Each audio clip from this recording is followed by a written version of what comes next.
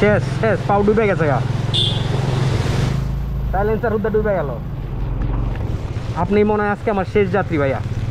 ভাই আমি কিন্তু অনেক আগে এন্ড করে দিচ্ছি, ঢোকার সাথে সাথে 83 আসছিল, কারণ আমার আরেকটা ট্রিপ দরকার আধা ঘন্টার ভিতরে, তাহলে 140 টাকা বোনাস। হ্যালো এভরিওয়ান, আসসালামু আলাইকুম। Welcome to my channel City Cruiser by Dipto. আশা করি সবাই ভালো এবং সুস্থ আছেন। আলহামদুলিল্লাহ আমিও ভালো আছি। ভাই গতকালকে রাত্রে থেকে তো উথাল পাথাল বৃষ্টি পড়তেছে। সকালে ওঠার পর নিউজে দেখলাম ঢাকা শহর নাকি পানির নিচে চলে গেছে। তাও মনে মনে ভাবলাম 2-4টা ট্রিপ মারি, যদি 400-500 টাকা পকেটে আসে তাহলে তো মনটা ভালোই লাগবে। আর তাছাড়াও আজকে ভিডিওতে কিছু ইনফরমেশন দিব, কারণ অনেকেই একই রকম প্রশ্ন করতেছেন। চলেন তাহলে দেরি না করে ভিডিওটা বিসমিল্লাহ করি। আজ অক্টোবর মাসের 3 তারিখ, রোজ বৃহস্পতিবার, সময় এখন সকাল 9:30। আমার ভিডিওটা শুরু হচ্ছে ইসলামপুর চায়না মার্কেটের সামনে থেকে। পাঠা অন করার সাথে সাথে রিকোয়েস্ট আসছে, কারণ বৃষ্টির দিনে যখন বৃষ্টি থাইমা যায় তখন প্রচুর পরিমাণে রিকোয়েস্ট পাওয়া যায়। আর যাত্রীর পিক আপ লোকেশন দেখাচ্ছিল সদরঘাট, আর ডেস্টিনেশন ছিল তেজগাঁ নিকেতন। কিন্তু যাত্রীকে যখন ফোন দিলাম উনি বলল উনি আসেই নিকেতনে আর যাবে হইলো সদরঘাটে। তাহলে চিন্তা করেন পাঠা হতে পুরাই উল্টা দেখাইছে।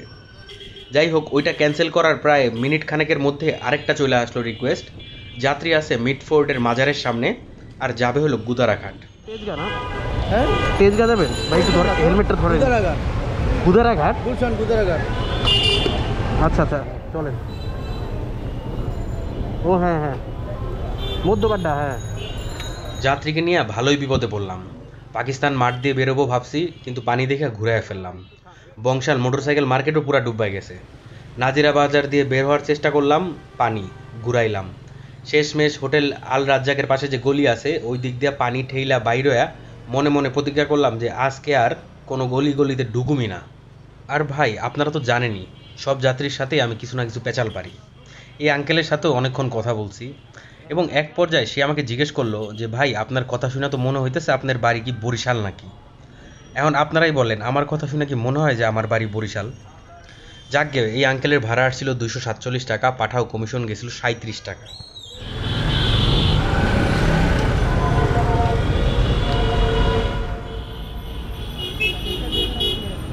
হ্যাঁ জি ভাই, হ্যাঁ হ্যাঁ ভাই, যে জ্যাম ভাইয়া, যে জ্যাম রাস্তায়।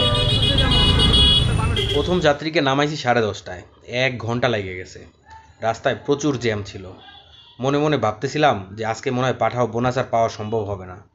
কিন্তু এর পরে যে ট্রিপটা পাইছি ওইটা দিতে মাত্র সময় লাগছে 10 মিনিট। ভাড়া আসছিল 84 টাকা, পাঠাও কমিশন গেছিল 12 টাকা। ভাইয়ার কাছে 500 টাকার নোট ছিল, কিন্তু ভাঙতি দিতে যায় পরে আর ওই যে মিলে নাই, এই জন্য 80 টাকাই রাখছি, 4 টাকা রাখিনি। এখন আমি 2টা কমেন্ট পড়ব।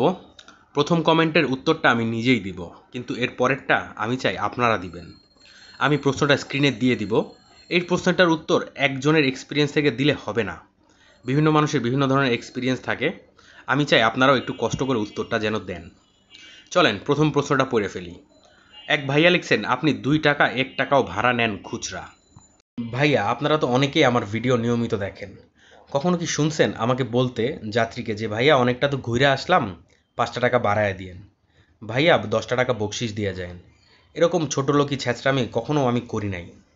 কিন্তু ভাড়া যদি 202 টাকা হয়, যাত্রী 200 টাকা দিলে বাকি 2টা টাকা চাওয়া আমার হক, আমার অধিকার। আর অধিকার কি ছাইড়া দেওয়া যায়? নিজের অধিকারটা চাওয়া কোনো দোষের কিছু না। কিন্তু ভাই না খায়া মইরা যাব, তাও ছোটো লোকই ছেঁচড়ামি কইরা কারো মানুষের সামনে হাত পাইতা নিজের সম্মান নষ্ট করব না। চলেন এবার আসি দ্বিতীয় প্রশ্নে। দ্বিতীয় প্রশ্নটা আমি স্ক্রিনে দিয়ে দিচ্ছি এবং আমি পড়ে শোনাচ্ছি। ভাইয়া লিখছেন, আপনার সাথে যাত্রী থাকলে যদি ওয়াশরুমের সমস্যা, ওয়াশরুমের প্রেশার দেয়, তাহলে আপনি কি করেন? ভাই আপনাদেরও তো অভিজ্ঞতা হয়েছে, এরকম সিচুয়েশনে তো আপনারাও পড়ছেন। আমি চাই একটু কমেন্টে যেন উত্তরটা, ওই অভিজ্ঞতার কথাটা একটু লিখে দেন, তাহলে আমাদের সবারই অনেকটাই উপকার হবে। চলেন তাহলে যাত্রীকে নামাই, তারপর আবার ফিরে আসতেছি। ধরেন 283, তাহলে পাবেন হলো 15 টাকা। 2-3 টাকা নাই ভাই, দাঁড়ান একটু দেখি 2-3 টাকা থাকলে। না ভাই, আপনার কাছে যদি কম থাকে আপনি আমাকে দেন। না কম তো হচ্ছে না আমার কাছে একদমই পুরো না না ঠিক আছে ভাই, ওকে ওকে ভাই, লাগবে না, থ্যাংক ইউ, আল্লাহ হাফেজ। যাত্রীকে নিকেতনে নামাইছি 10:45-এ। ওইখানে পাঠাওটা লাল ছিল, এই জন্য ঘুরঘুর করতেছিলাম, প্রায় 11টা বাজেই গেল এবং বৃষ্টিও চলে আসছে। রেনকোট পরলাম, মনে মনে সব আশাই ছেড়ে দিছি, ভাবলাম যাই বাড্ডার দিকে যদি কোনো রিকোয়েস্ট পাওয়া যায়। বাইক স্টার্ট দিছি, ঠিক ওই মুহূর্তে বাইজা উঠলো পাঠাও সাইরেন, এবং আমার কানে কানে কেউ বইলা উঠলো পিকচার আভি বাকি হে মেরে দোস্ত। আসসালামু আলাইকুম, আপনি রিকোয়েস্ট দিয়েছিলেন বনানীর জন্য? ভাইয়া হালকা হালকা বৃষ্টি পড়তেছে। রেনকোট তো একটাই, আপনি যদি চান তাহলে আমি আমারটা খুলে দিতে পারি। দিব? না অল্প যাত্রীকে নিকেতন থেকে উঠাইছি আর যাবে হলো বনানী শেরাটন। ওনার জন্য আমার অনেক খারাপ লাগতেছিল, কারণ যাওয়ার পথে ভালো বৃষ্টি নামছে, উনি অর্ধেকের বেশিই ভিজে গেছে। ভাড়া ছিল 113 টাকা, পাঠাও কমিশন গেছিল 14 টাকা। এবার চলেন পাঠাও এর যে বোনাসটা আছে ওইটার বিষয়ে একটু বিস্তারিত বলি। এই সপ্তাহে পাঠাওতে আমাকে বিভিন্ন ধরনের অফার দিছে। প্রথম শনিবার এবং শুক্রবার এই 2 দিন সকাল 8টা থেকে 11টার মধ্যে 3টা ট্রিপ কমপ্লিট করতে পারলে 75 টাকা বোনাস। তারপর রবিবার এবং বৃহস্পতিবারে অফার দিছে সকাল 7টা থেকে দুপুর 12টার মধ্যে যদি আমি 5টা ট্রিপ কমপ্লিট করতে পারি তাহলে 250 টাকা বোনাস, আর 4টা মারলে 180 আর 3টা মারলে 120 টাকা। এবং বাকি যে থাকে সোম, মঙ্গল, বুধ এই 3 দিন সকাল 7টা থেকে 11টার মধ্যে 3টা ট্রিপ কমপ্লিট করতে পারলে 140 টাকা বোনাস। এখন বোনাসের যে অ্যামাউন্ট এটা তো সবাইকে সমানই দেওয়ার কথা। যদি আমার অ্যামাউন্টের সাথে আপনাদের অ্যামাউন্ট না মিলে তাহলে ধরে নিতে হবে পাঠাও এক একজনের এক এক রকম বোনাস দিতেছে। চলেন তাহলে যাত্রীরা নামাই এবার। 113 টাকা।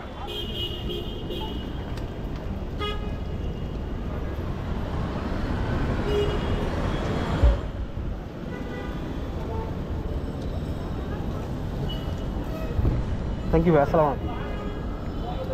দেখা ভাইয়া ভিজে যাবেন তো? না সমস্যা নাই। আচ্ছা তাহলে চলুন উঠাই। আগের যাত্রীকে বনানী নামায় আমি আস্তে আস্তে বাসার দিকে যাচ্ছিলাম, কারণ জানি এই বৃষ্টির মধ্যে আর রিকোয়েস্ট পাবো না। তাও পাঠাও একটা অন রাখছি। যখন মহাখালী আমতলির কাছাকাছি আসছি তখনই তিতুমির কলেজের ওখান থেকে একটা রিকোয়েস্ট পাইছি, ভাইয়া যাবে হলো বাংলা মোটর। ভালোই হইলো আমার বাসার দিকে। আর আমার যে যাত্রী উনি যাচ্ছে অফিসে। আমি জিজ্ঞেস করলাম যে ভাইয়া আপনি ভিজা অফিসে যায় কিতা করবেন? উনি আমাকে উত্তর দিল উনার ব্যাগে এক সেট জামা আছে, যদি কোনোদিন বৃষ্টি নামে তাইলে উনি ভিজা যায় অফিসে। অফিসে তোয়াল, গামছা, লুঙ্গি সবই আছে, ওখানে যায় গোসল মোসল কইরা ফ্রেশ জামা কাপড় পরে অফিস করে, আসার সময় আবার ভিজতে ভিজতে বাসায় আসে। ভাইয়ার ভাড়া আসছিল 131, পাঠাও কমিশন গেছিল 14 টাকা, আর ডিসকাউন্ট ছিল 59 টাকা। এখন ভাড়া দেওয়ার সময় ওনার দেওয়ার কথা 75 টাকা, কিন্তু উনি আমাকে বললেন যে ভাই আপনি তো ভিজা অনেক কষ্ট করে আসছেন, আপনি 100 টাকাই রাখেন। উনি আমার 100 টাকাই ভাড়া দিছিল।